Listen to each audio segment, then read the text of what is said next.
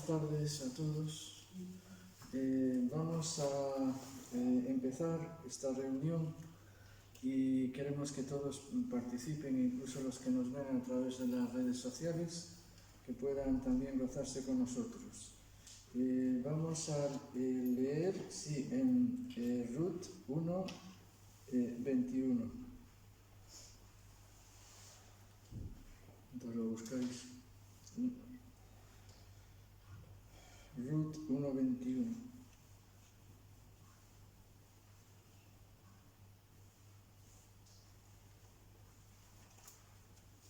Ya. Bueno, habla Noemí y dice: yo me fui llena, pero el Señor Jehová me ha vuelto con las manos vacías. ¿Por qué me llamaréis Noemí, ya que el Señor ha dado testimonio contra mí y el Todopoderoso me ha afligido? Bueno, aquí encontramos a Noemí en las Escrituras y su vida en estos momentos es un callejón sin salida. Podríamos titular lo que comparto hoy como Dios da una salida.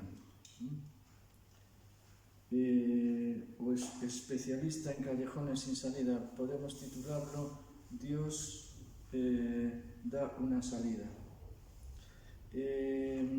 Entonces ella y su marido habían partido hacia Moab, porque en Israel había un periodo de mucha hambre, todos lo recordáis. Y mientras estuvieron en el país, pues todo les fue bien, todo fue de maravilla. Sus dos hijos se casaron con mujeres moabitas, una de ellas Ruth, y la vida les iba bien hasta que el esposo y los dos hijos murieron, y ella se quedó pues estancada y viuda en un país extranjero, sin saber qué hacer, llena de amargura, Y aunque Noemí, pues vemos aquí que habla con gran sinceridad, expresa su dolor, pero sin embargo ella seguía creyendo en Dios, o confiando, dice, el Todopoderoso ha dado, fijaos que le llama Jehová y le llama Todopoderoso, dice: Jehová ha dado testimonio contra mí y el Todopoderoso me ha afligido. Está hablando de Dios, ¿no? Sigue hablando de Dios a pesar de todo. Y la palabra hebrea para Todopoderoso, que sería el Shaddai, ¿no? O Shaddai, indica que Dios es suficiente para cualquier situación. Y la palabra Jehová o Yahvé, ¿no?, se refiere a la fidelidad, como un Dios amoroso tiene fidelidad hacia su pueblo y guarda un pacto con él, ¿no? Y eso es lo que hace Dios hoy con nosotros. Tiene un pacto, ha guardado un pacto y él lo va a cumplir, ¿no?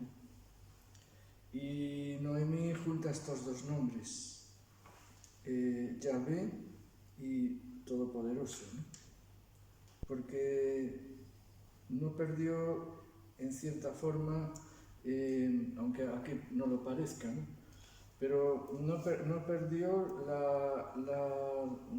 digamos, el conocimiento de que en cualquier situación Dios era fiel y que Él también pues tendría capacidad para librarles, ¿no?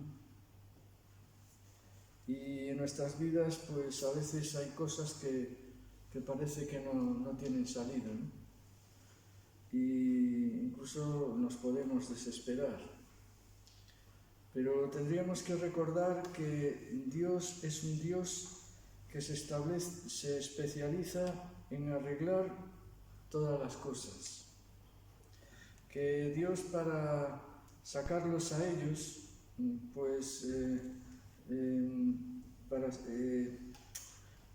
sacar de nosotros resultados buenos y gloriosos, a veces nos mete en callejones sin salida.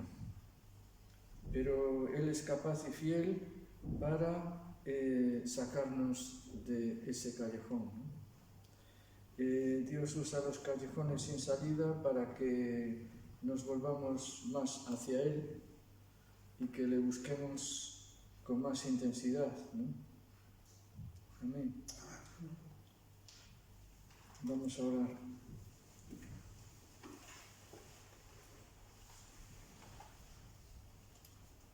Señor, es verdad que muchas veces no sabemos qué hacer, incluso nos sentimos pues desanimados, desalentados, pero tú sigues siendo el Dios Todopoderoso y el Shaddai, y también sigues siendo Jehová o Yahvé, un Dios fiel, y esperamos en ti, esperamos en tus caminos y te buscamos hoy en esta reunión a través de la predicación, a través de lo que tú quieras decir a nuestro espíritu, si lo deseas. Señor, en las conversaciones entre nosotros tal vez nos hables tú. Por esta leve reflexión, que también tú nos hables, y a través de las canciones, y confiamos en ti, en tu plan y en tu cariño hacia nosotros. Amén.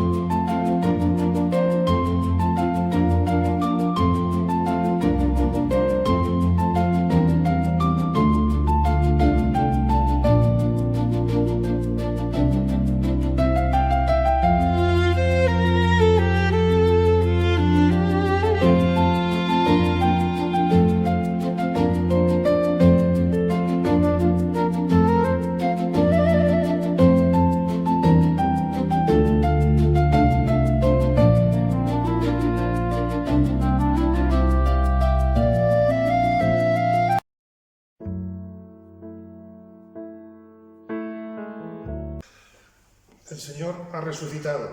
Amén. Y parece que fue el otro día, Sí. pero sigue resucitado. Sí. Y eso tiene implicaciones para nosotros, no solo el día de resurrección, sino también durante la semana, durante los demás días. Yo pensaba, ¿y para el jueves qué tiene que ver eso? ¿Qué lecciones podemos tener? Hay algo que a mí, dentro de permitidme, de esa barra de pan, si pudiésemos decir así, que es la resurrección de Cristo, hay una migaja que me ha llamado mucho la atención. Permitidme decirlo así. Quiero leer con vosotros, que vais a tener en pantalla, Lucas 24, 13, 14 y 15. Y he aquí que aquel mismo día, dos de ellos, de la resurrección de Jesús, dos de ellos iban a una aldea llamada Emaús, que estaba como a 11 kilómetros de Jerusalén. Pontevedra Marín, kilómetro arriba, kilómetro abajo. Y conversaban entre sí acerca de todas estas cosas que habían acontecido. Y sucedió que mientras conversaban y discutían, Jesús mismo se acercó y caminaba con ellos. Quisiera destacar en esta tarde básicamente dos cosas de este pasaje, en este tiempo devocional. Era una situación extraña la que estaban viviendo, ¿verdad? Una situación única. Las mujeres, después le dicen a Jesús, están diciendo que ha resucitado. Y iban hablando entre ellos, discutiendo, pero iban juntos, qué importante, ¿verdad? Había sido una semana, y recordáis que estaba todo el mundo, era la fiesta de la Pascua, y había sido una semana intensa para el pueblo judío, pero también para los discípulos de Cristo, para los seguidores de Jesús. Y yo me pregunto, y os comparto esta inquietud, ¿cómo reaccionamos cuando vivimos situaciones que no terminamos de comprender? Cuando vivimos situaciones dentro de la vida cristiana que no terminamos de entender, cuando vivimos situaciones a veces dentro de la iglesia un tanto intensas, ¿cómo reaccionamos nosotros? Porque la reacción de ellos fue interesante. ¿Cómo reaccionamos cuando vivimos situaciones intensas? Ellos reaccionaron ¿cómo? Conversando el uno con el otro. Queridos hermanos, la conversación siempre enriquece.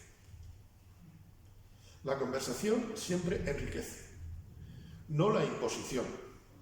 Porque si tú vas hablando con el otro y el otro no te deja hablar, tú no vas hablando, vas aguantando darle una bofetada a veces, permitidme decirlo de una forma gráfica, ¿no? Si bien Jesús sabía la situación, obviamente, la conversación entre ellos era una forma de compartir con su fe con los transeúntes. Inconscientemente, en esa conversación, estaban compartiendo su fe con los demás. ¿No os ha pasado que vais por la calle y escucháis alguna conversación, a veces sin querer? A veces se entera uno, ya no te quiero decir en los ambulatorios o las salas de espera, eso ya es para escribir un libro, ¿no? Pero nos pasa a veces. ¿Sabéis? Cuando salimos, la gente escucha lo que hablamos. Y ellos venían tan impresionados de lo que había sucedido que siguieron hablando después, permitidme, después del culto. Yo estoy exagerando un poco, pero me entendéis, ¿verdad? Salimos de aquí, hablamos de fútbol, la gente dirá, pues eso que estuvieron no fue muy interesante. Yo cuando a veces veo gente que sale de un sitio, tú sabes cómo ha sido la película. Cuando hay una película, la gente es lo que va hablando por la calle. Y tú no hace falta que te digan que vienen del médico, no, tú sabes que vienen de una película. ¿Sabe la gente que venimos de estar con el Señor? ¿Sabes? Nos preocupamos y oramos para que los demás conozcan a Cristo. Pero los demás oyen lo que hablamos al salir de la reunión también. Y a mí esto es un desafío de la resurrección de Jesús. Esta es una migaja que estos días me está impactando bastante. Me ha hecho pensar, en el coche he ido varias veces pensando no con los ojos cerrados, porque aunque conduzco mal, procuro llevarlos abiertos, ¿no?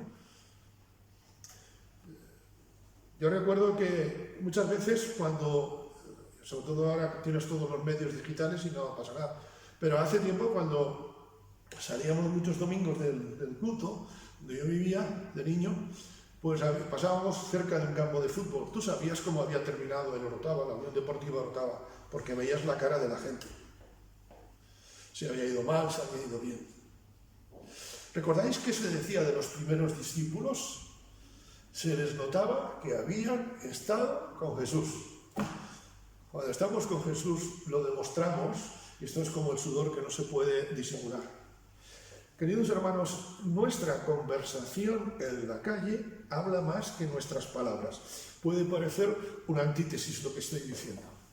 Nuestra conversación en la calle habla más, nuestra conversación propia habla más que nuestras palabras. Porque si realmente nos ha interesado la predicación, si realmente nos ha interesado algo que el Señor nos ha tocado, seguramente lo compartiremos. Y no se trata de estar ahora machacando, buscando algo para decir una calle, no. Pero me preocupo si mi conversación espiritual termina cuando termina la reunión. Para ello siguió camino de 11 kilómetros a una aldea. Y de aquella no había asfalto, ni paseos, ¿cómo se llama esto? Urbanizados, ni adoquines, no, o sea, adoquines y todo. Pero no estaba urbanizado como hoy. El camino era difícil, pero ellos iban hablando.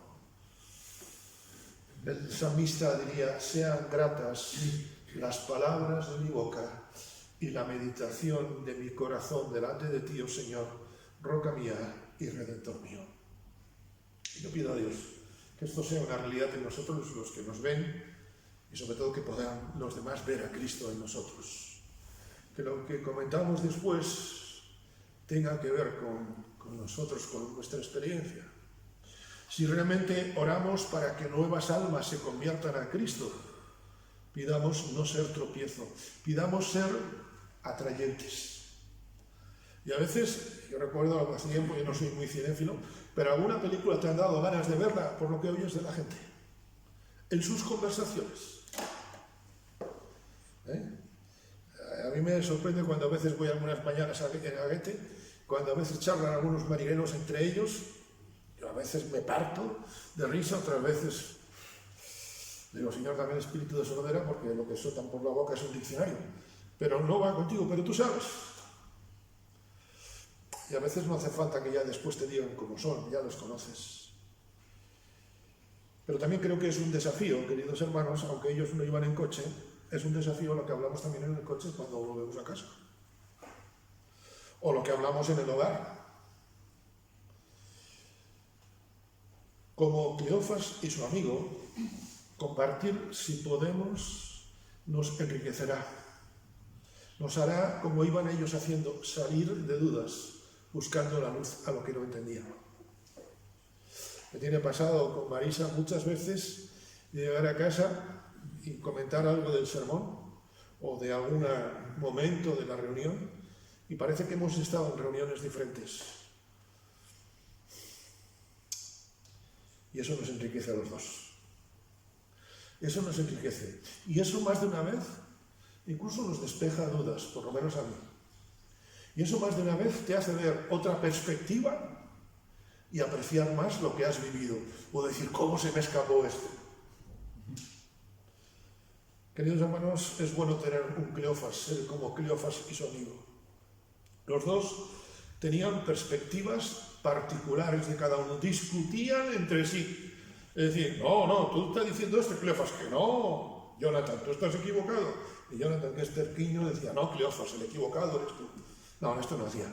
Iba, yo creo esto, discutiendo una buena discusión. La palabra polémica viene de eso, de conversación, ¿no? Bueno, viene de un término guerrero, pero tiene que ver con eso, con confrontación, con confrontar hechos, no imposición. Y sobre todo, queridos hermanos, dice el versículo 5 que mientras hablaban y discutían, charlaban, cambiaban opiniones, Jesús se acercó y comenzó a caminar con ellos. ¿Recordáis el texto este, seguro? Donde están 2 o 3 en mi nombre, allí estoy yo en medio de ellos. Vemos cómo esa promesa ya se empieza a cumplir en Lucas 24, ¿verdad? Estaban 2 en el nombre del Señor y allí llegó Jesús. Claro, si cada uno va después a su aire para casa, ¿cómo podían salir de las dudas? ¿Cómo podía venir Jesús a, como dirá más adelante, abrirles el entendimiento? Es muy interesante. Mateo 18:20 dice, donde están 2 o 3 en mi nombre, yo estoy en medio de ellos. Pero ¿qué dice el versículo 19? Otra vez os digo que si 2 de vosotros se pusieren de acuerdo en la tierra acerca de cualquier cosa que pidieren, les será hecho por mi Padre que está en los cielos. Porque donde están 2 o 3 en mi nombre, allí estoy yo en medio de ellos. ¿Os dais cuenta que la forma que Dios responde a la iglesia es cuando hay unidad en su pueblo? Aunque haya, como Cleofas y su amigo, diferencias entre nosotros. Dios nos ha llamado a la unidad, no a la uniformidad. Dios no ha creado robots, ha creado hijos, cada uno con sus características, cada uno con sus dones diferentes.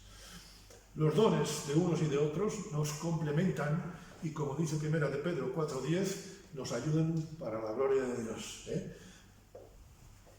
Es interesante ver que la comunión fue algo que impresionó a Pedro. Fijaros, el Señor dice, y os voy a leer los versículos, fijaros, 19, leo de nuevo, Mateo 28:19. Os digo que si 2 de vosotros se pusieran de acuerdo en la tierra acerca de cualquier cosa que pidieren, les será hecho por mi Padre que está en los cielos. Porque donde están 2 o 3 en mi nombre, allí estoy yo en medio de ellos. Entonces se le acercó Pedro, fijaros, versículo 21, el siguiente. Se le acercó Pedro y le dijo, Señor, ¿cuántas veces perdonaré a mi hermano que peque contra mí? ¿Hasta 7? Porque cuando hay comunión con el Señor, cuando estamos en la presencia del Señor, lo primero que haces es perdonar. Pedro sabía que había rencor en su corazón. ¿Quién de nosotros no tiene alguna habitación, a lo mejor ahí medio... Espero que sea cada día más pequeña y ojalá la quitemos, pero ¿cuántas veces nos cuesta perdonar, verdad? Sin comunión no hay presencia de Dios. Si solamente coincidimos en la reunión, lo único que nos cubre es su misericordia, pero su presencia no estará donde hay rencores, donde hay conflictos. Conocí a una hermana que ya está en la presencia del Señor, que desarrollaba sus dones en su iglesia de una forma muy excelente. Pero era curioso porque esta hermana, Dios nos libre de juzgarla, tenía la habilidad, que empezó como una necesidad, como algo como pasa en España, siempre todo empieza como algo provisional y después se convierte en histórico, ¿no? Esta hermana siempre llegaba al culto empezado, con el culto ya empezado. Y ella tenía que participar en unos momentos y participaba. ¿Sabéis cuándo marchaba? Antes de terminar el culto. Esta hermana empezó por eso, en principio fue porque tenían que cuidar a su madre, como algo provisional, después se convirtió, para eso a la presencia del Señor con bastantes años, una hermana muy querida, pero esta hermana coincidía en la reunión. Tomaba la Santa Cena con los demás, pero solamente coincidía. Cleofas y su amigo no coincidieron, compartieron. Cuando solamente coincidimos en la reunión, lo único que nos cubre es la misericordia de Dios. Pero su presencia es algo más intenso que la misericordia. Y eso que dice el autor, mejor que vida es tu misericordia. Fijaros esta expresión de Lucas, se le acercó Pedro. Los demás estaban también con Jesús cuando él les habló de la comunión, pero solo uno se le acercó. Esto me hace recordar el incidente de la mujer con el flujo de sangre, ¿verdad? Señor, dices que todos se están apretando, pero dices que ¿quién me ha tocado? Había bastantes discípulos, pero solo uno se le acercó. Había mucha gente, pero solo uno tocó. Queridos hermanos, concluyo en esta tarde. La resurrección de Cristo nos desafía a la comunión unos con otros. La resurrección de Cristo nos desafía a ejercer el perdón. Y voy a leeros lo que tengo en mis notas. La resurrección de Cristo nos desafía a ejercer la dureza del perdón. Porque perdonar no es fácil. Pero es lo que funciona. Y si vemos cómo Dios está contestando, si estamos en comunión, lo que hacemos es perdonarnos unos a otros. Una pastora, amiga conocida, por lo menos que tengo cierto trato con ella, pastorea una iglesia no muy grande, me dice, el problema que tengo en la iglesia es que todos me conocen. La bendición que tengo es que yo también los conozco a ellos. Y me decía, y eso me lleva a un ejercicio constante de perdonar y ser perdonada. La comunión nos lleva a perdonar. Cuando hay eso, Salmo 133, hay bendición y vida eterna. Porque sin perdón, sin comunión, no puede haber bendición y vida eterna. Como digo, concluyo. Hace unos años, un hermano muy querido, ya está con el Señor, cuando leía el Salmo 133 con esto de cuán bueno y delicioso es habitar los hermanos, en su acento muy cerrado decía cuán bueno y delicioso es evitar los hermanos juntos en armonía. Me temo que eso es lo que quiere Satanás. ¿Qué haremos nosotros? Ojalá el ejemplo de estos dos discípulos de Jesús sea la experiencia nuestra. Y seamos testimonio a los demás, porque allí envía el Señor bendición y vida eterna. Que el Señor os bendiga, os espero que por lo menos os siga bendiciendo.